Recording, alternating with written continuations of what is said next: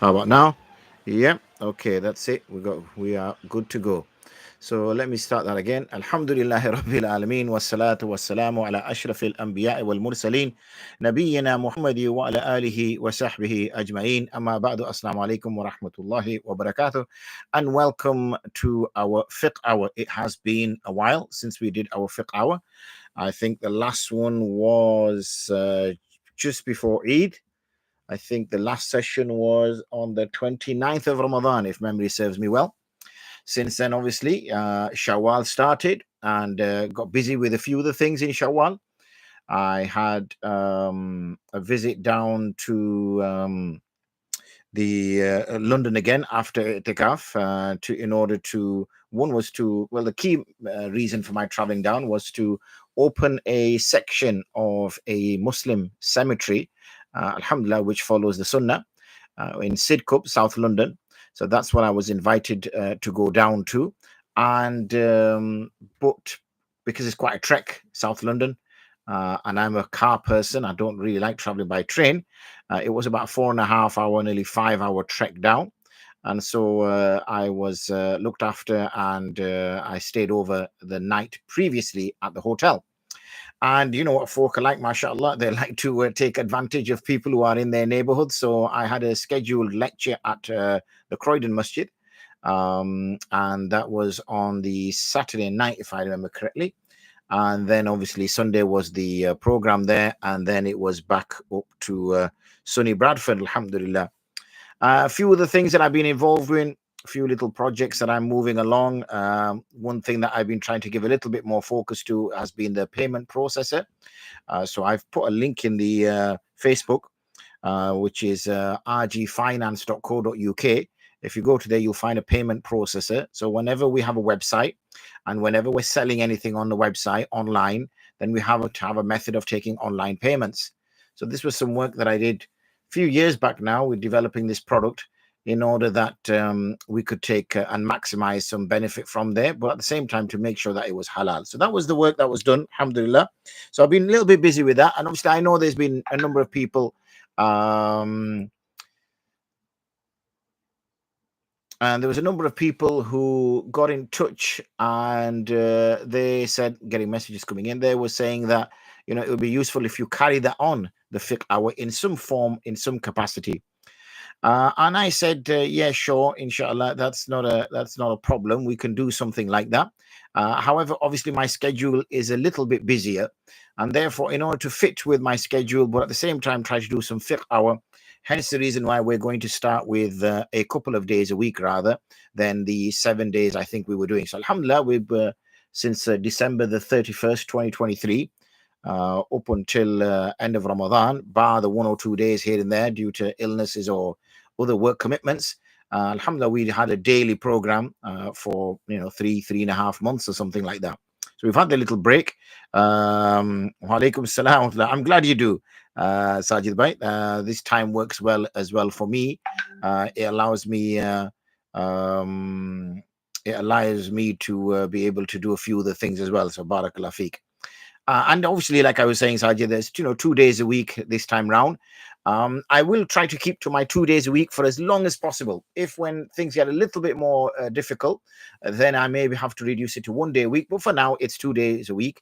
It will be on Mondays and on Thursdays at 6 p.m. UK time. Obviously, we're in British summertime now, so 6 p.m. UK time. So please do tell family and friends. Many people, alhamdulillah, benefited from it. As I said, I was stopped on the street. I was stopped at the gym. I was stopped in the masjids. I was stopped everywhere, alhamdulillah, whether in local or abroad, saying, please keep that going. It's a relaxed format of Q&A. We get to learn so many things, even though we don't have questions. We just tune in just to kind of get some benefit from the discussion. So long may it continue. Hence the reason why we've returned with that. So normal process, walaikum salam, normal process, we have, obviously, I'm now restricting myself to 2 mediums because they were the key mediums. One is Facebook on my right, and one is YouTube, which is directly in front of me. Most of the people obviously access the videos after they've gone live on YouTube. So that's still going to happen. The others, because obviously it meant having so many devices, it also meant pressurizing my poor internet router that was struggling to upkeep with the demands. So that's the kind of introduction. YouTube, Facebook, 6 p.m. Mondays and Thursdays, inshallah. Same method if you already are onto the channels. Obviously, sorry, not channels, rather. We have a Q&A. So we have a Markaz al-Ifta wal Qāḍī gents group in which you can ask questions. So if, for example, you're going to be busy at 6 p.m., you can ask those questions previous. And normally what I do is I go through those questions before I come on air, so we can answer that. Similarly, we have a Markaz al-Ifta wal Qāḍī ladies group as well. So if there are some sensitive questions or women prefer to ask those questions without a male audience, then they can quite easily answer their ask their questions rather on that group. And similarly, we can then answer those questions here. So that's a way. Secondly, obviously, you can ask them live whilst we are here. Please do restrict to that. I know people have my WhatsApp number. They have my access to me. So please don't flood me with questions. As you can imagine, this is not the only responsibility I have. I have numerous other responsibilities. And one of those responsibilities was obviously with Dhul Qa'dah starting. Declaration was made, and now we are into the 4th day, if I'm not mistaken, of Dhul Qa'dah. And that sends a signal that Dhul Hijjah is around the corner. So you can imagine, obviously, people traveling out for Hajj soon. So it's going to get busy again for ulama, because we get lots of people contacting, and we may have a little Hajj special, maybe, if Sajid can remind me. Maybe, I think, in a couple of weeks' time, I'll make a note of it as well in case I do forget. But maybe in a couple of weeks' time, we can have a Hajj seminar type of thing, just to go through the Hajj practices. So we can have maybe a couple of Hajj sessions, inshallah. So that will benefit people. But as usual, most people will forget. So then we will have this facility open for people to ask their Q&A when they're in Hajj. So again, please do share the Markaz al-Ifta wal Qāḍī Q&A platforms, which is on Telegram, so people can ask those questions. And if I see that they're very urgent, I may even answer them directly on the channel. Obviously, if people are going to do certain things in the next few hours and they really need to know the answer. If not, obviously, if it can wait, then I will wait and take those, give those answers in the actual session, the live session that we have. And obviously, I'll talk maybe around during those 10 days of Dhul Hijjah, depending on where they fall, around the sort of whole topic of the whole concept of Hajj, Qurbani, and those 10 special days. So a few things for you all to remember. Don't please rely all on me. You are here to help me along the way. And just got, let me see what it says here. I think also for masala for sisters, I don't know what type of masala, garam masala, or which particular masala do they like, Sajid? I get the joke, don't worry.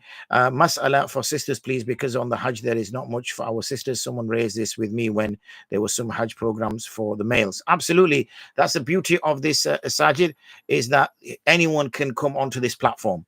So really, it is for us. When I say us, I know I sit on this side of the camera, but you sit on that side. But it's your job as well to promote, to push. So at least there is, you know, the more people utilize this service, the more ajr we get. It's not as though we are limited by the number of people that can join. So it's your responsibility to also share that out there, inshallah. So there's a couple of questions which have come in already. I've given you a broad idea of where we're going over the next sort of few weeks, next couple of months, inshallah. Obviously, I will try to make sure that my other responsibilities don't fall on these times on these days, and try to schedule them throughout the week so that I don't clash at this particular time. I know a number of people approached me, particularly when I went for i'tikaf, about doing iftar. They want to study iftar with me. So I have and added, as they say. I have contemplated, I have reflected over it. It is something that I have been approached several times before over the years, but I've always pushed it back because I do think that you have to be very experienced in age, not necessarily just in ilm, in order to be able to understand people's lives, in order to understand the nuances that folk have to face. It's quite sad on one side, and where we see 20-something young ulama answering questions to do with marriage, and answering questions to do with business, and answering questions to do with raising children when they're not married, they don't have a business, and they don't have children. So I always think, how can a person who doesn't have the experience, the worldly experience of these things, be able to give those answers. So it's not only that a person has to have the ilm, they have to also have an understanding of how the world works and how relationships works and how how society works before they start answering those sort of questions. So that might be something that I may start, but obviously I will make sure, inshallah, that I don't trouble myself in there. And obviously the questions are coming in now via the Markaz al-Ifta wal Qāḍī, like I mentioned, and also on our platform. So let's treat our friend Hamza from Manchester, who is a naughty boy. Why? Because he was trying to sneak in questions onto my WhatsApp whilst it was categorically told that the groups are closed. So just a little bit of information. If I do close the Markaz al-Ifta wal Qāḍī, or rather pause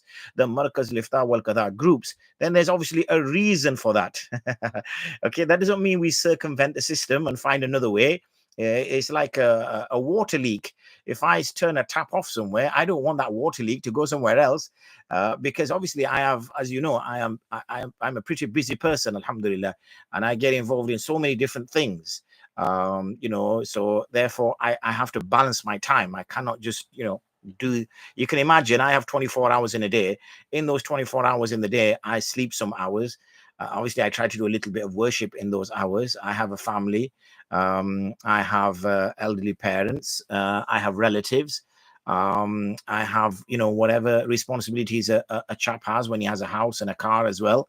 And obviously I've got to try to have an income as well. So therefore, and obviously in the other projects, my work that I do, if you follow me on any social media or anything like that, or know me a little bit better than most people, you'll know that alhamdulillah I'm involved in lots of different dini projects.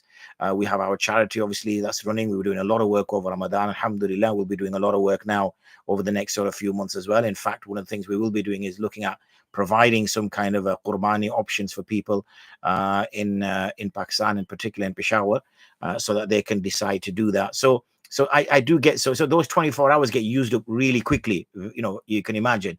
So I have to literally plan my week so that I can say, okay, in my week, so I don't necessarily just plan my day, I plan my week, that how many hours can I give to Q&A? Okay, I can only give 3 hours to Q&A, right? That's fine. How many hours do I have to give to this? And do take your life seriously, and also plan in a very similar way. Khair, enough of an introduction. I wanted the first session to have a little bit of an introduction, so then people can watch this and get back into the, as we say, recalibrate into the new frame. So let's take Hamza's situation. I just want a clarification on this. Happened in the past.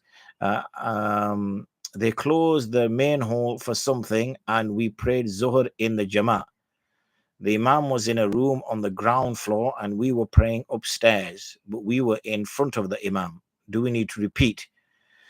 Yeah, if you are praying in front of the Imam, then your salah is not valid. You cannot be in front of the Imam, because by default, the Imam has to be ahead of you.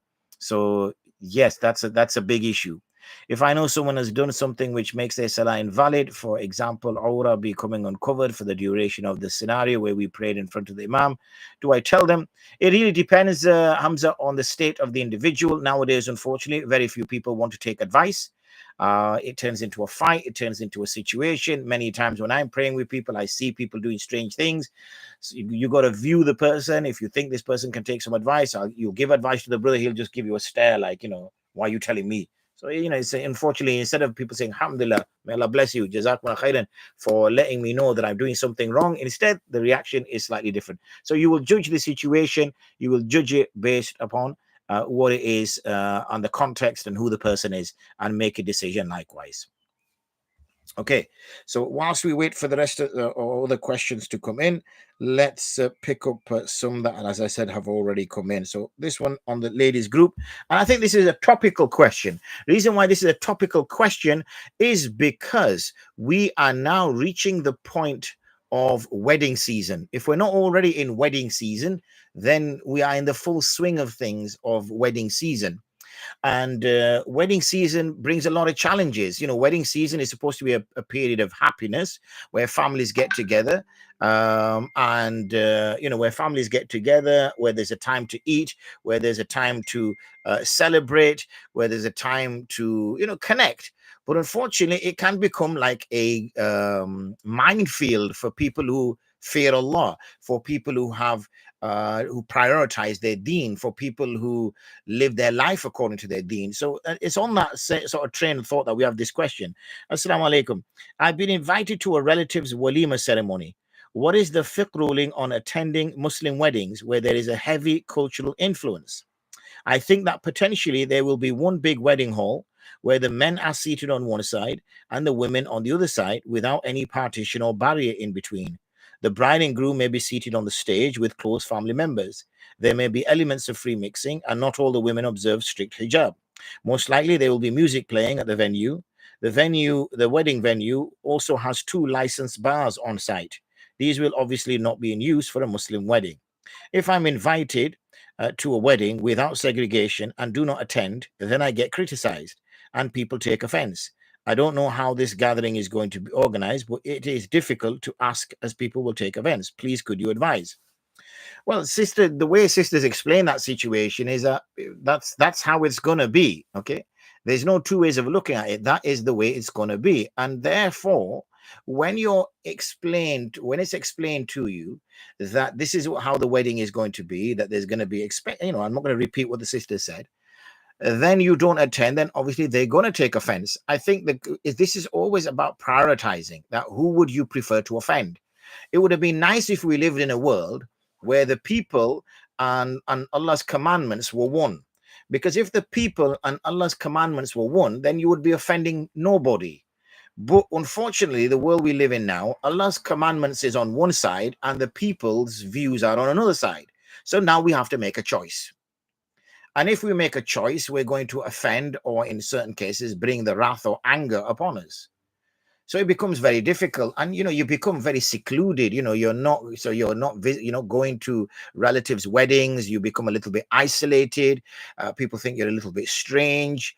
You're weird and all the rest of it, and you're kind of out of touch, and phrases like that, and a lot worse than that. So you feel somewhat pressured that I should go, I should attend. And you try to say, well, I won't wear this, I'll sit there, I'll do this, and you're trying to make all these little scenarios where you're trying to jump over hurdles and push yourself through hoops in order to try to, one, not displease Allah, but also at the same time is not to get offense or offend people, relatives and things of that nature. Now, the first the query to say is that when we started to discuss this, we talked about causing offense.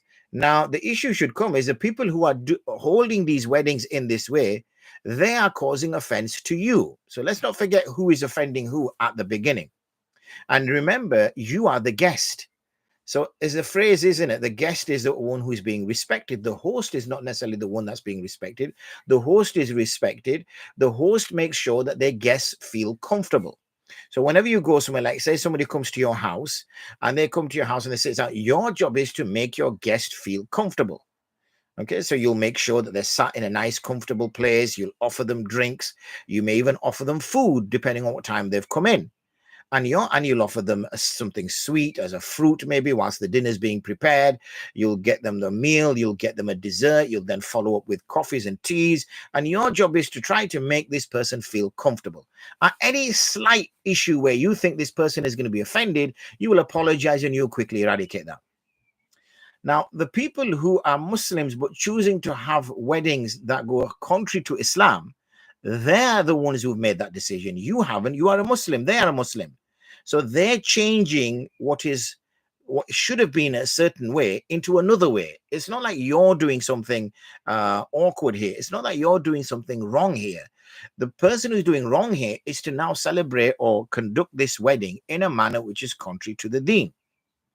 So you have to explain. Now, the thing is, what I find surprising, and I've explained this before, sisters and chaps, is that why people find out at a time of inviting you to a wedding that you don't free mix. Why they find out at the time they invite you to a wedding that you don't listen to music. Why they find out at the time of inviting you to a wedding that you practice hijab. Surely they can tell from a million miles away that, that you practice hijab because you will be in full parda, as they say, in full hijab. You don't listen to music because there's no music in any of your gatherings. You don't engage in free mixing. So then why would they be surprised when they invite you to a wedding and they do exactly what you don't want them to do. It just doesn't make sense. So I always say, why is it your family members are surprised when you don't take up the invitation? Why would they be surprised? They know you're not going to come. So in a way, you could say, hold on a second here. You made the situation at this wedding in such a way that I could not come. I'm offended because, you know, like let's say, for example, people say, oh, well, it's only a bit of free mixing. It's only a bit of music. You know, it's only a little bit of, you know, women wearing a fashionable clothes. It's not that major. But where are you going to draw the line? What if you got, you know, belly dancers turning up next? What if you've got a DJ? What if you've got people who choose to have alcoholic drinks can have them, and people who choose not to have alcoholic drinks can avoid them? Where do you draw the line? You see, because as I say, if we're going to go by as what society dictates, you're going to start to see these things coming in. You have my word, you know, even within my lifetime, you will start to see these kind of things coming in. So it's quite clear, unless someone has made those situations clear. So if you go to a wedding, and the person has made it clear to you that there won't be any free mixing, there will be appropriate, there will be no music, you'll go there, you'll eat, and you'll come home, then you should go. You should not, you know, not take the dawah. But if you turn up and it's completely contrary to the way this person described it to you, then you should leave. You should make your excuses and you should leave. You're not short of food. You're not short of social interactions. Your main thing is that I do not want to do something which will cause the anger of Allah. I do not want to do something which will bring the wrath of Allah. That's what a person has to avoid. So I hope that I've spent some great time in detailing that particular response to that question. So I'm just going to see if there's any, you know, specific to that before I tackle anyone else.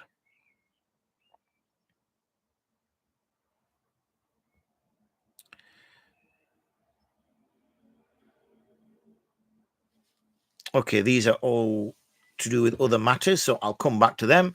There's nothing on there, so let me just jump across to one last question, which is coming through the gents.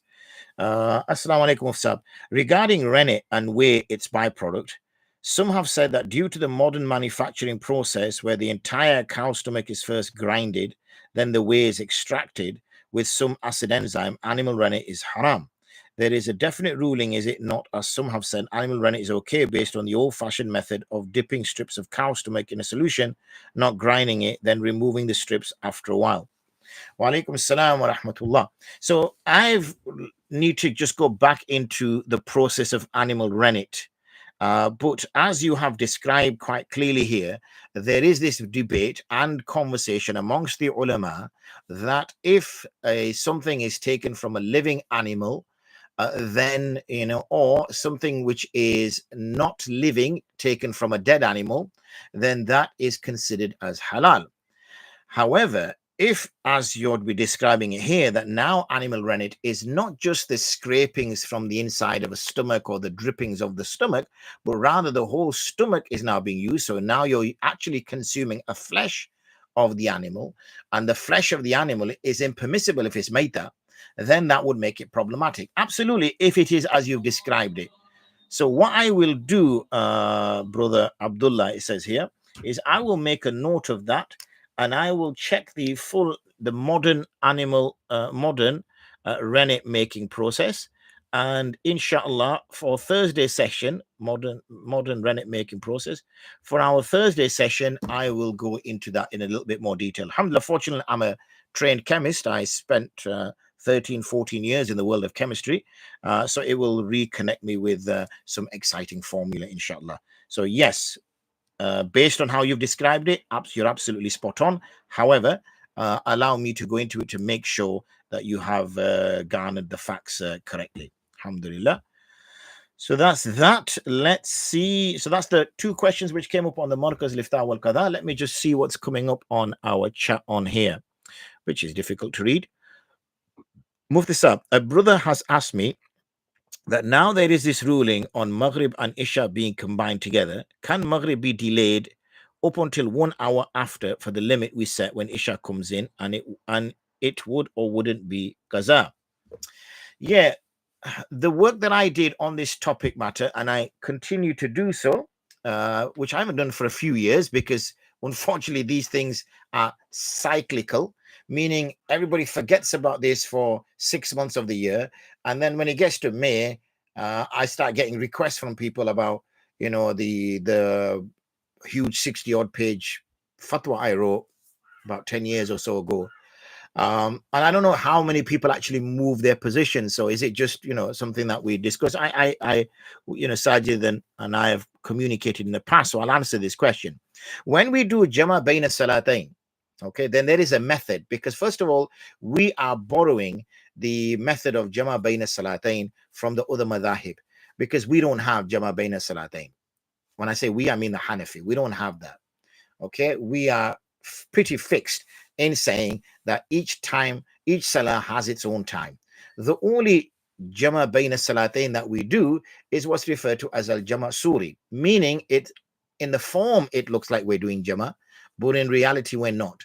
So that's, for example, delaying Dhuhr until its end time and bringing Asr until its beginning time and praying them together. So it looks like, you're doing Jama there, you're praying Zohar and Asr together. Absolutely. But we're praying Zohar in Zohar time and Asr in Asr time. We're just bringing them right next to each other. And similarly, delaying Maghrib until its end time and bring Isha forward until its beginning time. And then again, it looks like it's Jama. And technically it's not, because Maghrib is in Maghrib time and Isha is Isha. So we say that is the Jama that exists. There is no other Jama that exists. Okay, so we have to borrow this from the other madhahib. And we can do that. And I'm not going to go into the lengthy usuli principles that we have as to when we can borrow from the other madhahib. Obviously, this situation is unprecedented. This situation is incredible that after around May the 12th, 13th, we start entering into a unique period due to our latitude, where Isha time is no longer coming in. Depending on where you are, obviously, on the British Isles, it stops to come in. And that will continue to. And if you want to read on this, then I have suggested in the past where this paper is. But if you join our Telegram channel, you'll find a lengthy article on there. It used to be on our IRTIS website, but I'm no longer supporting the website, in the sense that I don't support it, I don't keep it anymore. So you'll find it somewhere. I'm sure it's on numerous websites. It might even be on our Wifaqul Ulama website. So in that regard, if we're going to do Jama Baina Salatain, then the Jama Baina Salatain means that the two salahs have to take place one after the other without no pause in the middle. Okay, without a pause in the middle. There is no pause in the middle. Like, for example, when we go to Muzdalifah, we don't have a pause in the middle. It is one after the other. And that's the key point here. So what we do is we have a fasil, we have a gap in between as well. So not only are we praying Isha in Maghrib time, but we have a gap as well, which makes it problematic.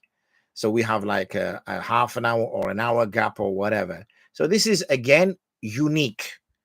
This fiqh position that we adopt is unique.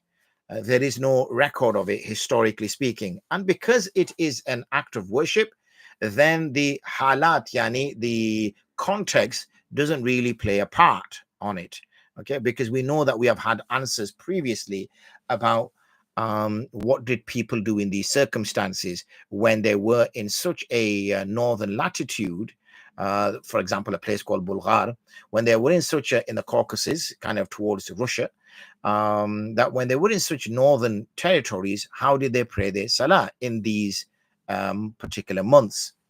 So really, and that's, in essence, that's what people are doing anyway, Sajid, where they're praying Isha an hour or an hour and a half or whatever after Maghrib. And so they're doing Jama Baina Salatain, but they're doing Jama Baina Salatain without the fiqh position of how Jama Baina Salatain should be performed. And because you cannot even perform Sunan after your first fard. You have to perform the Sunnah after the both fards. There's no even adhan according to some. So that's how of a small gap. You cannot make azkar. It's just a very short dhikr you can make before you start your next fard. So there's no so therefore we're borrowing a principle from other schools, but not only are we borrowing the principle from some of the other schools, we've kind of modified it as well. So I hope that answers that question. Okay. Can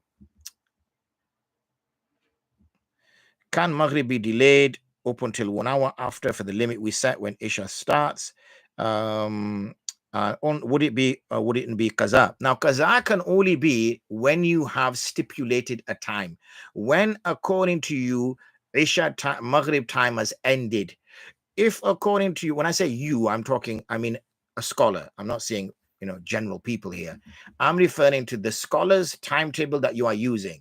And that's important that you find that out. Many of us go by the local masjid's timetable, but we haven't a foggiest what the method is that's being used for that masjid's timetable.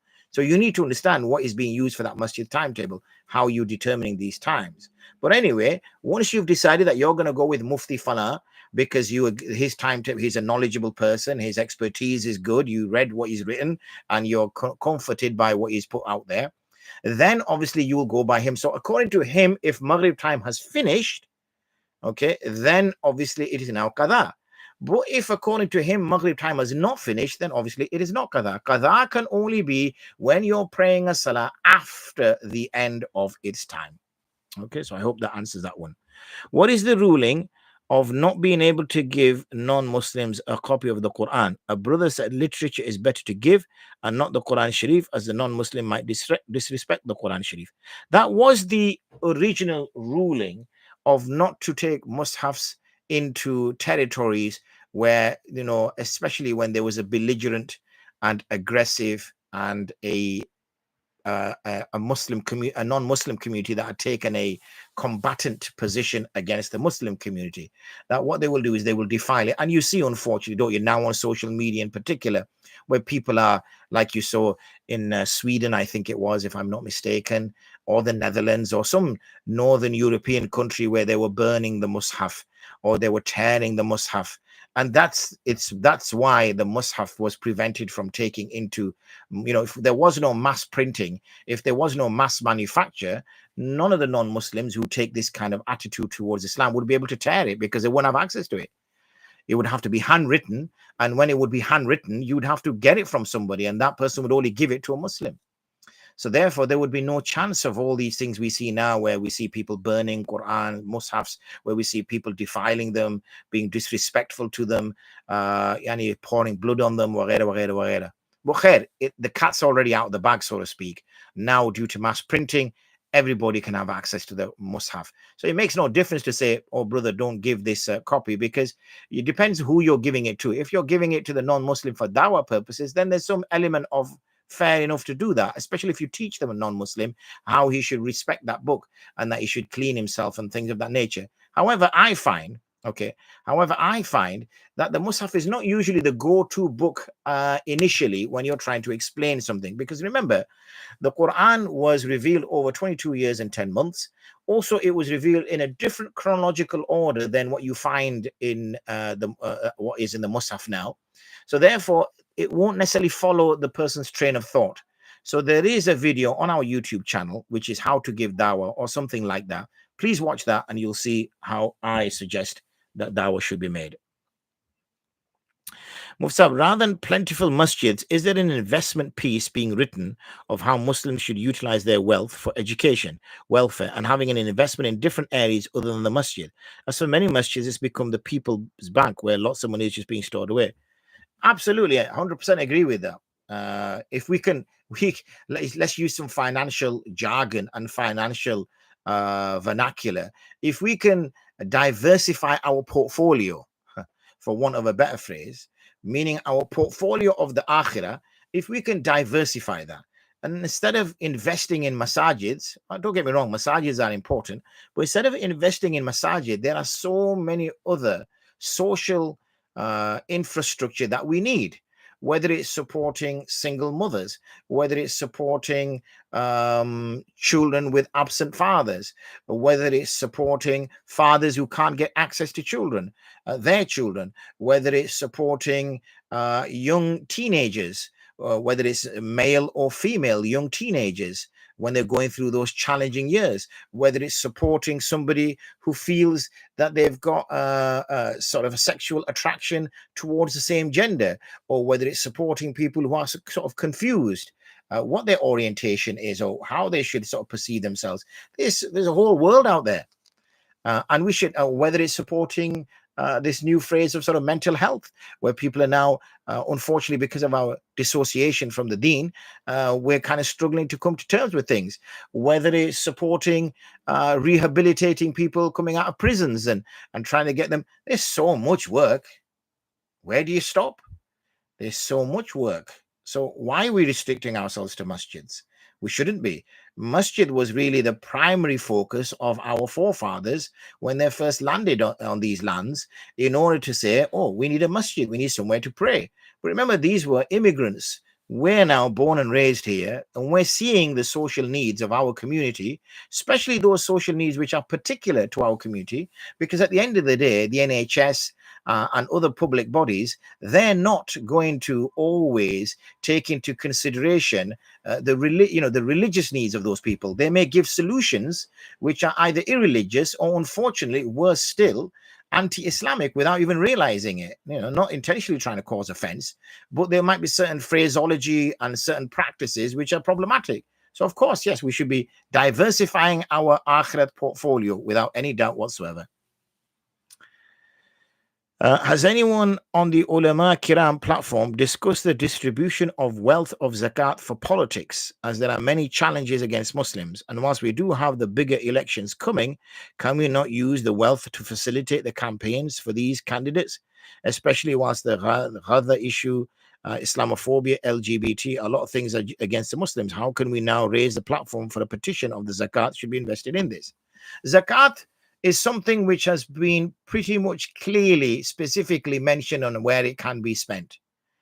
And zakat isn't necessarily used in a sense of giving sort of, political efforts, whatever. We would have to pretty much rewrite the rule of zakat to sort of take it into outside of its normal use, or reinterpret phrases like fi sabilillah and things like that in order to include this.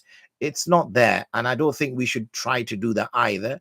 Rather, we should be using other methods, and we've got some very wealthy Muslims, trust me, out there, in order to get them interested in this type of work.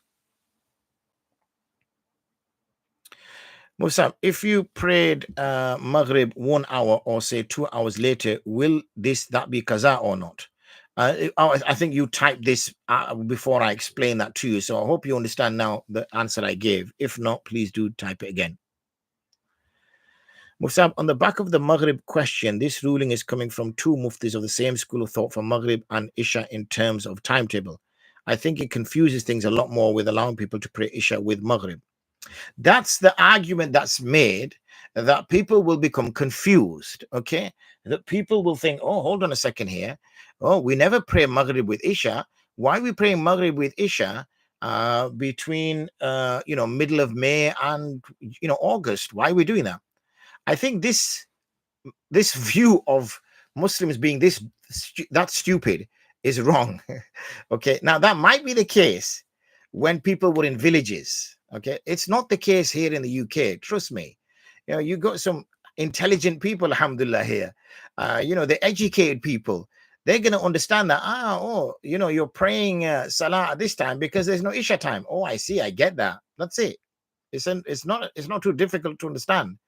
I think we unfortunately say it's too difficult to understand. Who doesn't understand that at this time of the year, there's no, we're doing things which are even wackier. For example, we're making declaration of Ramadan before Asr because, say a Saudi sighting is made. So there's so many other things that we're already doing, strange things. I don't think by keeping people, ignorance is bliss type of approach is the right way to do it. I don't agree with that. I think we feel that the community won't understand it. I think that's not fair on the community. I think the community will absolutely understand it. And therefore, it's just a case of explaining it. But what we do is we fear is that's the bit we can't deal with, is standing on a minbar and explaining this. That's the headache we don't want, because we're going to get people coming back at us. And if we don't know the answers properly, then we're going to get, whatever. I remember somebody raised with me that the dua for Taraweeh, which we see in lots of masajids, less so now, but lots of masajids, the phrase was used was azmati, okay, in the dua. So somebody raised and said, Mufsab, isn't azmati bones? And when I looked into it, absolutely, azmati is bones. It should be azamati. It should be a fatha on the dha. But it was a sukoon on the za. So I mentioned this to numerous ulama. Did anybody sit on the mimbar and say, sorry chaps, we've been making a mistake all these years. The dua should not be azmati, it should be azamati. Nobody did that. What they did was they disappeared the duas for 1 year. And the year after, they snuck in and put a fatha. So when we're trying to deceive the people and when we're thinking low of the people, then this is when people do get angry. That what you're trying to do, pull the wool over our eyes. So I think we should give a little bit of due respect to the people and sort of explain it to them and then take it from there. Then if they don't understand, that's their issue, isn't it? Do non-Muslims have to take a shower or ghusl before praying the shahada for entering Islam? There's different opinions on that. There's different opinions, but there's no requirement. However, it is something that can be considered as praiseworthy.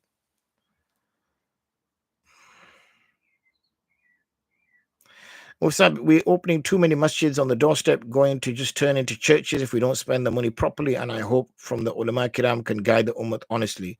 I fully agree with you, and that's what I've said throughout today's, especially that there's got to be a better way of thinking. But unfortunately, because we are individualistic, so each community wants their own masjid. Each community wants its own kind of facility and approach. We get that, and I've mentioned in numerous lectures about the fact that we're going to reach a saturation point.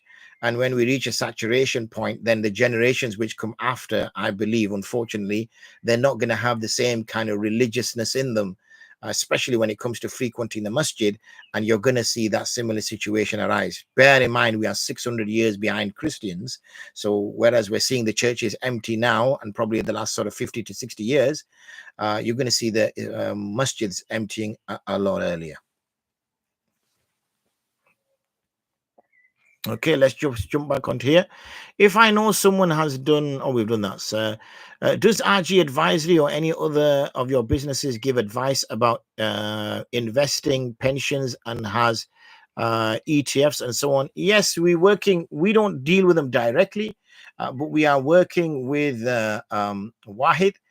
So inshallah, if you just drop an email, if you go to the RG Advisory website and drop a message on there, one of the team will pick it up, and then obviously we can put you in touch with them, and there will be, we were just having conversations about it last week, and there will be pensions coming up, inshallah. Or is it only for businesses and big investors? No, there will be for pensions especially. When you join Salah late, when do you read Thana? Upon standing up to complete misrakas after the Salah of the where is it gone? When you join Salah late, when do you read Thana? Upon standing up to complete missed rakats after the salam of the imam, or when you join. Thana is when you stand up and you're starting your first rakat in qira, and obviously your third rakat physically in actions. That's when you would do it. Or didn't know Wahid was trusted, but that's because I didn't know how to check that. Yeah, for now, just go by our platform, which is the RG Advisory. Whatever we say is okay from Wahid, then go with that. Obviously, I've not checked everything that Wahid does, so we're only checking it in bits. Whatever bits that we approve of, that does not mean that we don't approve of anything else. That's just because that's the bit of the business that we're getting involved in. Then you will see that on that website. And if you don't see it, then obviously, so anything that we're promoting, anything that we're pushing means that I've had a look at it, I've checked it. Anything we're not promoting and we're not pushing means I've not checked it. It does not mean that it is not okay. It just means that I've not checked it, because for whatever reason, we're not getting into that sector. Barakallah Fiqh. Okay, Mufti, have you come across a saying from the brothers of the Naqshbandi Owaisiya that a sheikh isn't a sheikh if he can't do Ruhani bait with Nabi Sallallahu Alaihi Wasallam, or take you to that bit in terms of tasawwuf? And in the line of dhikr, how can you tell them that it's just karamat but not a must for a kamil sheikh, as they use the same argument for lataifs and saying if a sheikh can't illuminate them, then they degrade the sheikh? The thing is, Sayyid, I would avoid all of these kind of conversations and discussions. What always puzzles me is the path of suluk was supposed to be a path of, no politics, no debates, no structures, no. It was supposed to be a very simple way for zuhud and to connect with Allah. And unfortunately, you're seeing all these various firqa, all these various groups, all these various subgroups and subgroups and subgroups. And you can't see the wood for the trees anymore. People have completely lost the whole rationale for why it is that you take this path of suluk. So to me, I think these structured ones are now, it's so difficult to find the right person to spend time with in order to rectify yourself, because that's at the end of the day what you're getting into this for, is to spend time with a person who seems to have rectified himself, because that's all we can say is he seems to have rectified himself, and what we're trying to do is also rectify ourselves. So Allah give you strength to find that kind of person, but I would avoid all of this nonsense. It serves no benefit to anybody, honestly. So I would leave that. I would pack that up. Okay, alhamdulillah. So we had a quite an active session. We've still got about 13 or so minutes. I'm just going to jump on to see if any of the questions have come through the Markaz al-Ifta Qāḍī, gents and ladies. I've not seen anything come there. So I will give you a minute or two for you to put any questions you have now on Facebook and on YouTube. If not, then we can part company. And whilst we are wrapping up, like I said, feel free to put a question out there. Whilst we are wrapping up, then our next session now, inshallah, is on Thursday. So keep these dates and times in your mind. Forget on your mind. Put it on your calendar. Book the schedule in. Better still, subscribe to the YouTube channel. You will be sent a reminder. And also you'll be sent a notification when we do go live. So even if you do forget to log it, you've got that happening. And this will be Mondays and Thursdays at 6 p.m. And as I've said, please do benefit, because for now it will be 2 days a week. But as I said at the outset, it may be that in, over a period of a few weeks, I may switch then to 1 day a week. Reason being is my schedule is quite busy. Hence the reason why we haven't had fiqh hour for about 4 weeks. And I'm trying my best to provide this service, because I know people do value this service. But at the same time, I'm trying to also keep a balance of the things that I do as well. If a Hanafi leads a Shafi in prayer, does the Hanafi have to be aware of what breaks wudu for the Shafi? Yes, that would be appropriate to do. It is mustahab for an imam of one particular legal school to know what would make wudu vitiate wudu for the ones who are following them. Absolutely, it is mustahab to do so. So yes, I would suggest that should happen. Are there any financial investment scholars and firms you trust? I cannot say that. The reason why I can't say that, Hamza, is because I cannot speak for organizations as a whole, and I cannot speak for individuals as a whole. It's easier that when I've seen it myself and I've approved it, then you can say that's absolutely fine. If I haven't seen it, or if I haven't approved it, that doesn't necessarily mean that the issue is not a problem, but rather it's just that I've not looked at it. Mustahab but not fard.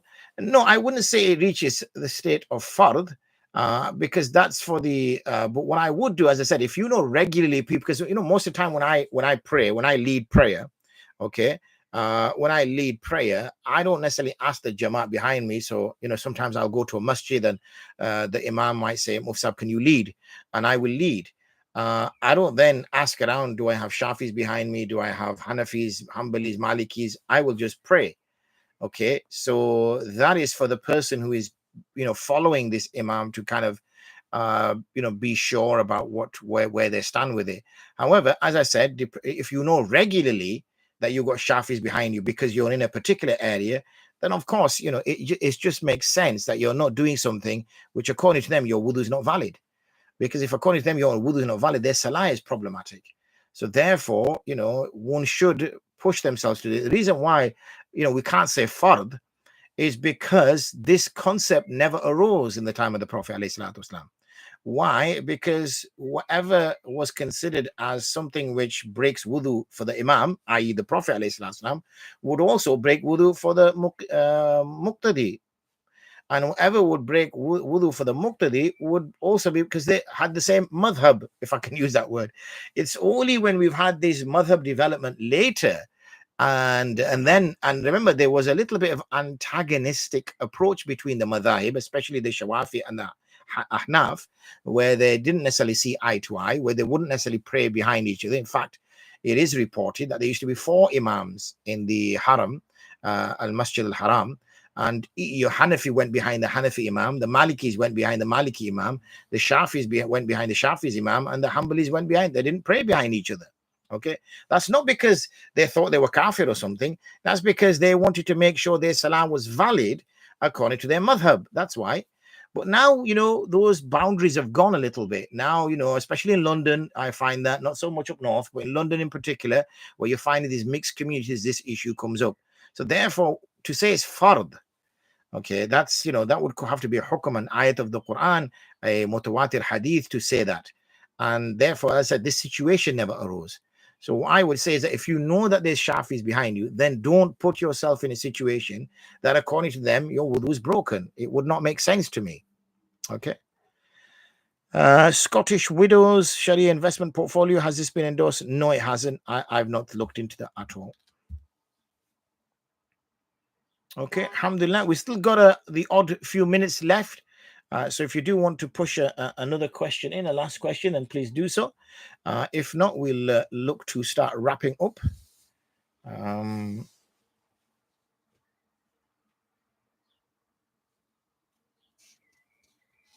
Oh, we got another one snuck in. How do I know if my child trust fund was invested halal?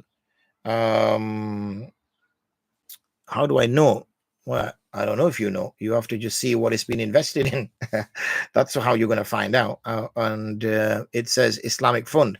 I guess if that's the only alternative, then that's the one that you would have to go by. But you'd have to analyze it. You'd have to break down into it. You'd have to ask them, whoever is your provider, that how have they determined it to be halal? Okay. Usually they get the sukuk from the HSBC sort of fund, halal fund, the New York Stock Exchange halal fund. They tend to invest into those. So you'd have to check the makeup of them in order to determine that. And then because the providers won't themselves be making a halal fund, they will be buying in a halal fund that somebody else has approved. Help to Save, I'm not sure. I'd have to check that. See, this is again on the community, isn't it? You're investing all this money, but you've not invested in scholars to check it for you. You get what I mean? So if you want, because some of these things could take hours, days, weeks, because you have to exchange emails, you have to get responses back, you have to go through fine tooth comb through terms and conditions, through maybe 4 or 5 contracts. It could take days and hours. So therefore, there needs to be some kind of system that the community makes to say we need folk like this that we will support in order to do that. Ulama tend to do this off their own backs. And now, if you look behind me, I have to invest in numerous books just on finance. Just to understand the financial world. Now, I might be okay, alhamdulillah. I might have a couple of quid. Allah's put barakah in my wealth that I can make these purchases. Some of these books cost like 60, 70 pounds.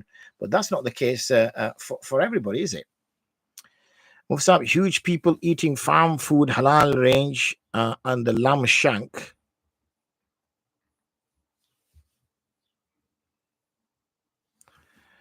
Any ulama linked into farm food, halal food process? Not that I'm aware of.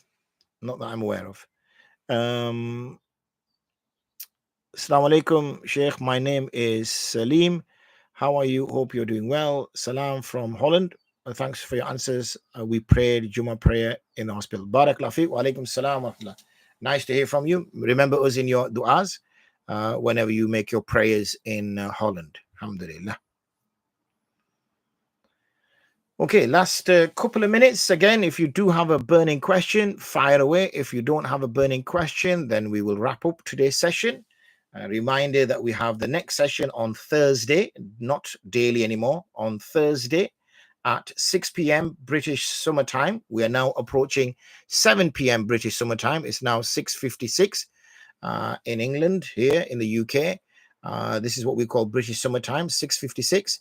And so we start here at 6 p.m. For our fiqh hour, inshallah. Keep me in your du'as. A-levels start next week for the duration of a month, inshallah. Not a problem. If they start for you next week, you got a child as well, subhanallah. MashaAllah, you got married young. So it is Mondays and Thursdays, 6 p.m. at the moment. Absolutely, yes. That's exactly what it is at the moment. Do we have the equivalent of the halal food guide? No, because one of the reasons why I think that's an issue is because the halal food guide was published and there are so many changes which take place now that, it needs to be an online version of it. And therefore, these foods tend to change quite often. So I've not seen an equivalent of that at all. I just got access to my child trust fund. Oh, you're the child. Alhamdulillah. No, when you said earlier the child trust fund, that's where I got it from. Alhamdulillah. Mr. MFJ, whatever, please don't retract your statements because those questions are of benefit. You're the same person, mashallah, I am sure I discussed before Ramadan. I see old habits die hard. Allah bless you. Because whilst food isn't HMC, the halal label is on food everywhere, and there is no way to check halal. Very dangerous. Is it consumer duty? Yes, it is a consumer's duty. And if the consumers aren't qualified or have the experience to do so, what they should do is they should get a group of ulama, support those group of ulama, and say, right, we're going to support you for whatever resources you need, whether it's books you need, whether it's courses you need to go on, whether you need to understand food technology. We will support you, but please, if you can, provide this service to us. The problem is our community expect the ulama to just do things and just want to sit there and just kind of soak it in. We need to have infrastructure for that to happen. We need to have a mechanism for that to happen. You mentioned earlier about should we just be investing in masajids? Absolutely not. We should be investing in having bodies that are providing this information to us, inshallah. So if that is that, then we actually do only have now 2 minutes left. So it's not as though we're finishing early. Alhamdulillah, quite a busy session. May Allah bless you all. So look forward to seeing you again on Thursday. Please do share the channels. Also, please do share the link to the Markaz al-Ifta wal-Qāḍī Q&A areas so people can ask questions during the day, and forward to friends and family. As I said previously, during Ramadan and before that, we will continue to provide the service, alhamdulillah, as long as there is an appetite for it, especially since we're talking about food, as long as there is a need for it, demand for it. Otherwise, we will provide service, inshallah, where there is that demand for the work that we do, inshallah. So may Allah bless you all. Look forward to seeing you on Thursday, inshallah, 6 p.m. UK time. As I said, we're now hitting 7 p.m. UK time. So if you are outside of the UK, just adjust your schedules to know what time that will be. Put it into your diary. Link onto the YouTube channel so you'll be sent a notification, and then you will be notified. That's what notifications do, don't they? That we are going live, so you can join, inshallah. Jazakumullah khairan. Assalamu alaikum wa rahmatullahi wa barakatuh.